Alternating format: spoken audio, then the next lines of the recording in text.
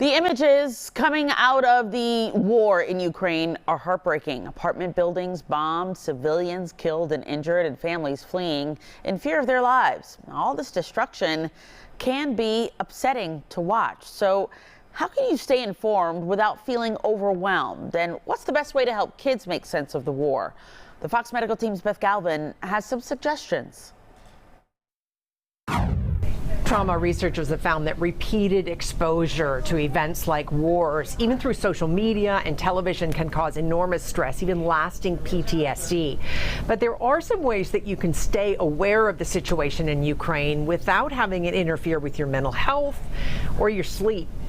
After 2 years of a pandemic, a war. It's another traumatic event that we are bearing witness to and that our kids are watching. So Dr. Roy Reese, a child psychologist with a coma counseling indicator, says it's important for families with children to talk about what's happening in Ukraine. I think many parents did an awesome job supporting their kids through the pandemic, and I think that gets extended here by talking about our sadness and our disappointment that this thing is happening, that this is yet another type of suffering that people are experiencing. On a practical level, Reese says, I absolutely will be limiting how much of this kids have access to. You certainly should be talking about it, but you should be talking about it in chunks, and you should be limiting how much, the extent to which the 24-hour news programs are on in your house as kids are walking through and seeing those horrific images.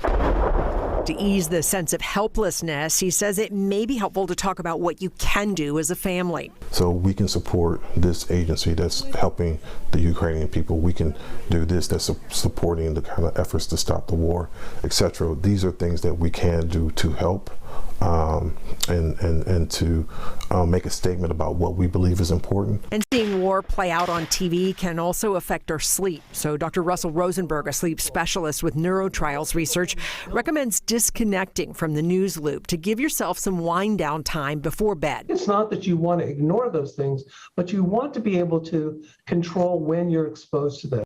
So an hour or more before bedtime, it's well worth watching something that's more comedic or more calming than it is because you just don't want to be more emotionally upset at bedtime.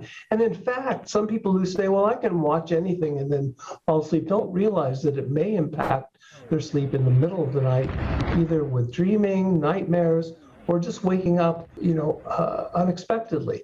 And Dr. Reese says one thing that might help you feel like you're making a difference is to make a financial donation to a humanitarian or a medical organization providing relief to the Ukrainian people. And Charity Navigator, the website, has a list of 30 charities that are providing assistance. For your Fox Medical Team, I'm Beth Galvin.